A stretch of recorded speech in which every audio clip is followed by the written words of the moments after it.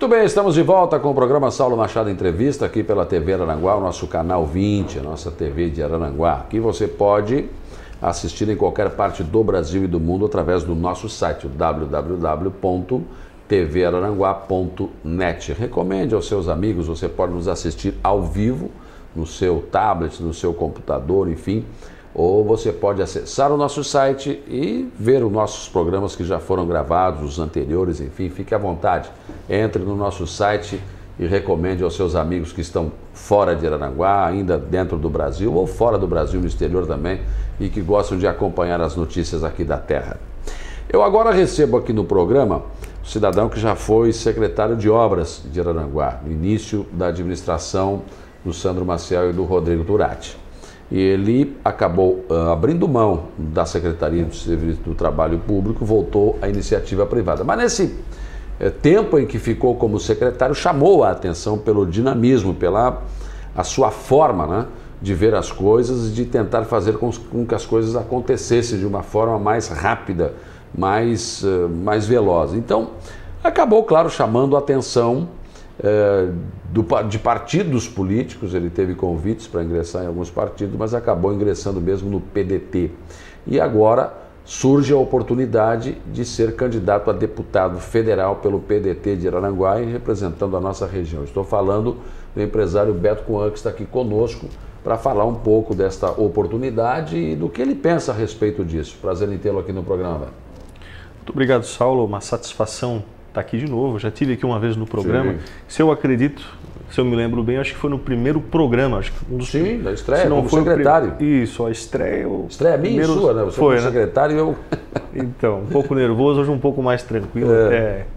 Mas é um prazer, é uma satisfação estar aqui para falar um pouco dos nossos trabalhos que nós fizemos na secretaria, dos nossos projetos que a gente vem construindo dentro dessa pré-candidatura no espaço que o PDT me abriu dentro do Estado. Né?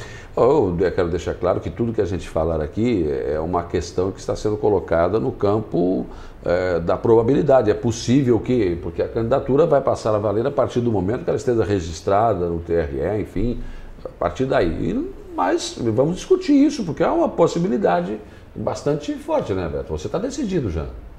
Não, sem dúvida, Saulo. Eu, na verdade, essa semana, inclusive sábado agora, eu estive em Florianópolis me reunindo com o ministro Manuel Dias, que é o presidente do PDT no estado de Santa Catarina, justamente para fazer algumas tratativas e alguns encaminhamentos referente à questão desta minha pré-candidatura e para a gente estar um pouco mais a par e tomar um pouco mais de ciência do que vai acontecer ou do que está acontecendo a nível de composição de Estado, até porque para a gente que é um pré-candidato, a gente tem que estar bem antenado com essas questões, até mesmo para traçar estratégias de campanha e assim por diante. Mas o principal, eu acho que o PDT me abriu essa possibilidade, inclusive o Dr. Manuel Dias, ministro do Trabalho, ele também, sendo da região, e como um grande político, já mais de 50 anos na política, ele também vê, né, dessa forma que no sul do estado existe um grande vácuo, um grande espaço para que seja ocupado, até pela baixa representatividade que o sul do estado sempre teve, principalmente os 15 municípios que compõem a MESC. Essa minha aproximação junto ao ministro e posso dizer, essa relação construída que eu tenho com o ministro Manuel Dias, ela é muito sadia se tratando da relação política para a nossa região. Eu tendo esse canal aberto, nos fortalece muito politicamente, de modo com que hoje, dentro do partido a nível do Estado, eu sou considerado, inclusive nesse sábado foi citado dessa forma, o principal candidato a deputado federal cogitado para as próximas eleições de 2014. Então a gente, obviamente, vem construindo isso, nós estamos andando muito. Semana passada tive várias reuniões, inclusive em Florianópolis, não só com o Manuel Dias, mas com o Dr. Luiz Viegas também, superintendente do trabalho, justamente para estar um pouco mais a par. Então eu acredito que essas questões da gente consolidar essa pré-candidatura e formar uma candidatura aí sim registrada, ela não está muito distante não, Saulo. PDT enxerga que para as eleições de 2014 nós teremos de no máximo 2 candidatos a deputado federal, fazendo uma coligação. No estado ou na região? No estado. No estado. No estado. Nós teremos de 1 até 2 candidatos a federais. Mas é a questão da legenda, como é que fica? Não é pouco candidato? Então, a probabilidade que nós temos é fazer uma coligação com o PT a deputado federal. Ah, sim. Isso nos dá, isso é importante, até mesmo os telespectadores ter ciência disso, que isso nos dá uma perspectiva de votação mais baixa do que o tradicional. Porque quando se fala de candidato a deputado federal, fala-se em 100 mil votos para cima. No mínimo, né? E essa perspectiva de coligação junto ao PT, nós possivelmente com 55, 60 mil votos, nós já estamos dentro. Então, próximo a isso, nós já estamos numa primeira suplência. 55, 60 mil votos? Exatamente. Não precisa 100 mil, 90 mil? Não precisa. Então, uma linha de corte muito baixa, dando toda essa possibilidade para a região da MESC ter o candidato eleito com votos da MESC. Por isso a importância de nós sabermos quais são as atribuições de um deputado federal. Muitas pessoas não conhecem quais são as atribuições de um deputado federal. O que ele pode trazer de positivo para a sua região. Praticamente um deputado federal hoje é o que alimenta, né, é o que sustenta hoje, em termos de recursos federais, toda uma região. Ele representa toda a sua base eleitoral. E tem uma possibilidade, segundo estudos, que dizem que um deputado federal hoje, para uma região, ele pode trazer por ano em torno de quase R$500 milhões em recursos a serem investidos em N setores da sociedade. Então é extremamente importante. Em função disso, dessa baixa representação, de situações deplorantes que a gente tem visto durante o decorrer dos anos, como a saúde, a educação. Saúde, há muitos anos a gente não consegue resolver esse problema. E é o que me estimula realmente a vir à política. E enxergar na política uma forma nova e inovadora da gente poder buscar novos sonhos, novas perspectivas e principalmente maior representatividade e, consecutivamente, trazemos mais investimentos para a nossa região sul do estado. É isso que eu ia te colocar, Beto. Você é uma pessoa que veio da iniciativa privada, você passou um tempo fora do país também, né? Retornou, estabeleceu-se aqui na nossa região e, de repente, não sei por que cargas d'água, acabou secretário de obras. E aí gostou da coisa, porque na verdade, olha só, de repente o Beto está na iniciativa privada é uma coisa, a administração pública é outra, enfim. Ele teve esse contato e de repente enveredou pela política, entrou no PDT e já é candidato a deputado federal. Você pensou em algum momento da sua vida que isso pudesse acontecer ou também é uma coisa meio surpresa assim? Eu fico surpreso e da mesma forma eu já pensava, eu tinha uma vontade um pouco tímida referente à questão política, mas eu não nego que realmente as coisas têm acontecido numa velocidade muito acelerada. Né? As pessoas vêm me perguntar, eu sou uma pessoa muito articulada, ou enfim. Claro que a gente constrói, as coisas realmente não acontecem por acaso. Né? Obviamente que algumas coisas, por exemplo, você vai abrir um negócio, você pode ser bem sucedido ou não bem sucedido. Vai ser de acordo com o trabalho, com o desempenho que você tem, com a dedicação que você tem. E nós viemos nos dedicando a essa questão política, né? Trabalhando nos municípios e mostrando, né, por quê, de que forma que a gente pode fazer novo, de que forma que a gente pode inovar, principalmente com gente e talentos daqui, seja em qual área for. Qual área for. Eu realmente gostaria de frisar, Saulo, eu acho que é extremamente importante nós enxergarmos. O ano eleitoral está aqui agora, 2014. Eu acho que o meu nome, né, depois que eu trouxe o meu nome para a política, eu espero que novos nomes, pessoas da iniciativa privada que nunca tiveram envolvimento político, venham também ter que sempre tiveram vontade, mas ter esse envolvimento maior com a política. Porque a maior parte pensa assim, mas a política é uma coisa nojenta, uma coisa... Não, mas é porque você deixa que pessoas que não deveriam estar na política ficar na política. Pessoas que se vendem, pessoas que se trocam. E às vezes você que está nos assistindo nesse momento pode ser uma pessoa que poderia estar na política fazendo diferente. É porque realmente é mais fácil a gente como ser humano, a gente tem um lado crítico muito apurado. É verdade. E é difícil a gente sair da zona de conforto, de peito aberto e dizer assim, não, eu quero fazer. E botar ali a cara no santinho, agora eu vou. Eu quero fazer, eu quero realizar, eu quero fazer. Isso, obviamente, acaba, tu acaba vendo as mais diversas tipos de manifestação, tanto positiva quanto negativa, porque o lado político ele pesa muito de forma negativa. O histórico político do nosso país é algo que pesa extremamente negativamente. Então eu acho que é momento de mudança. Eu acho que novos talentos, pessoas da iniciativa privada venham trazer os seus nomes e de repente não quer ser candidato, mas que se envolvam mais com as questões políticas, até mesmo para opinar e para conhecer de forma mais profunda o que acontece ou o que irá acontecer, até mesmo para definir quem é bom e quem é ruim, porque tem um lado bom e tem um lado ruim. Agora, o que eu não acho que na política, que eu ainda não consegui, que eu ainda acho que tem que haver uma mudança radical, é políticos, ou principalmente prefeitos, e isso vem da nossa história política, que trabalham, né, para candidatos que são fora da nossa região, exclusivamente pensando em questões a nível partidário. Né? Eu acho que seria mais fácil nós termos nomes, seja de qual partido for, mas que seja da nossa região, que tenha raízes aqui, até porque a nossa base partidária seja criada aqui, mas com representação da nossa região. Nós perdemos muito migrando o nosso voto para fora. Eu acho inadmissível, prefeitos, vereadores, que são a base de muitos deputados federais que trabalham, né, como cabos eleitorais pedindo voto nas eleições, pedirem voto para candidatos que não são da nossa região. Obviamente que pode ser pessoas, candidatos bons, mas são pessoas de fora que vão atender inicialmente e principalmente candidatos da sua base eleitoral. A sua base, claro. Com certeza, os recursos ficarão lá. E você tendo uma representação daqui, com certeza o foco será aqui e as primeiras demandas atendidas serão dessa região.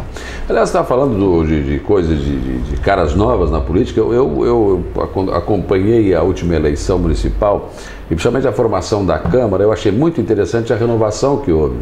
E principalmente pessoas empresários, inclusive, como o Quila, por exemplo, que hoje é vereador, né?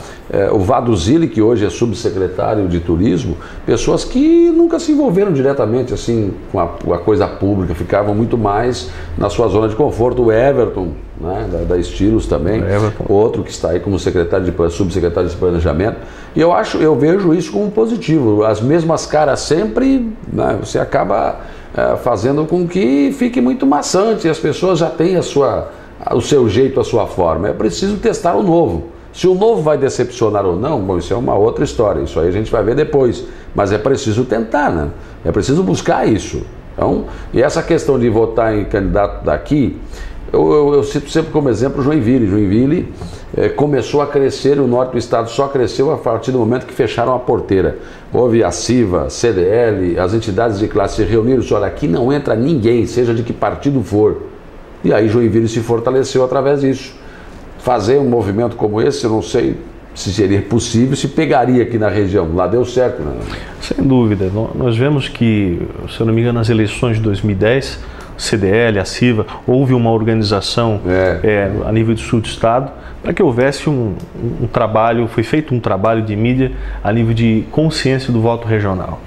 Joinville hoje, se nós avaliarmos nas questões dos números, né, hoje as cidades do norte do estado, eles estão sempre em primeiro lugar em rankings, seja na educação, seja na área da saúde, seja em investimentos, em função especificamente do quê? Da alta representatividade política. Eu cito sempre como exemplo, estive em Araquari conversando com a executiva do Estado, com a executiva de Araquari, do PDT de Araquari, e conversando sobre as questões políticas, a gente falando sobre fatores econômicos. Araquari receberá a fábrica da BMW. Né? A BMW é uma multinacional, uma mega empresa mundial que vai se instalar naquela cidade e que vai ser simplesmente a empresa individual que mais vai arrecadar a nível de Estado. Né? Em Santa Catarina, a empresa que mais vai arrecadar impostos é a BMW. Ela vai gerar mais de 3 mil empregos diretos. Você imagina indiretos. Em empresas que vão se instalar em torno dessa empresa. Araquari era uma cidade pronta para receber a BMW? Não. Não. A articulação para a BMW vir para o Estado foi do governo do Estado. Agora, quando foi dada as possibilidades para essa empresa se instalar em Araquari, foi uma reunião de deputados federais, onde a empresa fazia certas exigências. A nível de educação, eles pedem um nível X de escolas, ou um padrão de escola X de qualidade. Os deputados foram lá, não, quantas escolas precisam? 3? Eles mandaram recursos. A gente precisa mais postos de saúde ou hospital. Eles foram lá e injetaram. Precisa de infraestrutura X. Eles foram lá e colocaram. Hoje, no sul do estado, se a gente for falar em indústria ou trazer indústrias para o sul do estado, a gente não tem condições de discutir essas ações agora porque a gente não tem uma infraestrutura mínima. Falta energia elétrica de qualidade, inclusive. A energia elétrica é um fator. A energia elétrica é um fator. Nós temos empresas de pequenos e médio porte em Araranguá que não trabalham com toda a sua capacidade justamente em função disso. Exatamente. Cai a energia elétrica. Isso realmente é muito grave. Então nós temos que primeiro trabalhar, e essa é a minha forma de enxergar, em primeiro estruturarmos o sul do estado. Eu acho que nós temos que criar uma estrutura não só na questão para trazer indústrias para cá, que é extremamente importante. A fomentação de uma economia passa através de uma indústria bem consolidada. E nós não temos essa condição hoje de trazer grandes indústrias para cá. É verdade. Agora, investimentos na área da saúde, investimentos na educação, isso são princípios básicos que é direito do cidadão. Ninguém precisa pedir para ser atendido. Tem que ser atendido e tem que ser atendido com qualidade. O Hospital Regional é uma prova disso. Precisa de mudanças, sem dúvida, e emergencial. E não podemos colocar e dizer, não, mas o processo, enfim, é burocrático. Nós não podemos confundir burocracia com morosidade. Existe uma grande diferença entre dois fatores. Tem situações em que o político ou o administrador se aproveita da burocracia para... Exatamente. Quando eu era pequeno, rapidamente, eu imaginava que nessas reuniões de cúpula de governo eram coisas extremamente complicadas, profundas, do entendimento especificamente técnico. E eu, quando depois que entrei à política, eu vi que a coisa não é bem assim. A população acaba ficando sempre em último lugar em função dos acordos políticos que não são ou não interessam à população. A população tem que estar sempre em primeiro lugar.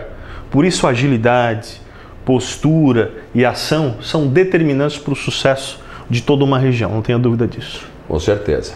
Você estava falando, eu até citar alguns exemplos, a Ponte da Barranca saiu numa reunião lá, foi uma raspa de tacho do Fórum Parlamentar Catarinense, vamos botar uma ponte lá. Mas tinha um representante nosso lá, né?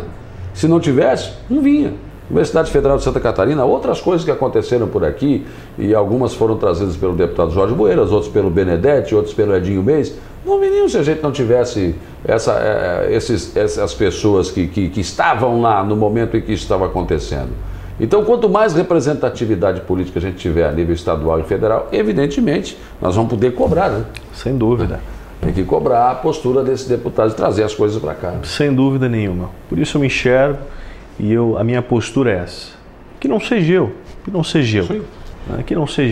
mas que nós precisamos de uma representação política muito mais consolidada no Sul e termos essa consciência política de que o que é daqui vai ser melhor para cá. Não tenha dúvida disso. Foco, demandas, recursos. Você imagina toda a sua energia voltada para uma região dessa. Não tenha dúvida que você pode fazer um grande trabalho e consolidar de uma vez por todas, tanto na área da política, mas quanto estrutural, de estruturarmos o sul de Santa Catarina de uma forma muito mais adequada. Empresário Beto Coan, foi um prazer recebê-lo aqui. Obrigado pela sua disponibilidade de vir ao programa e vamos acompanhar essa caminhada, vamos ver. Lá no final, né, tem que fechar lá a candidatura, né, você está disposto a isso, né? É uma coisa que está muito bem encaminhada, vamos ver como a região responde. Obrigado. De novo, é uma satisfação estar aqui, eu agradeço ao espaço aberto e eu deixo a seguinte mensagem para a gente refletir. É que se realmente você hoje quer mudança, seja a mudança.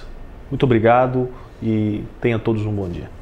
Muito bem, assim nós fechamos mais uma edição do programa Saulo Machado Entrevista. Fiquem conosco, até uma próxima oportunidade. Um abraço.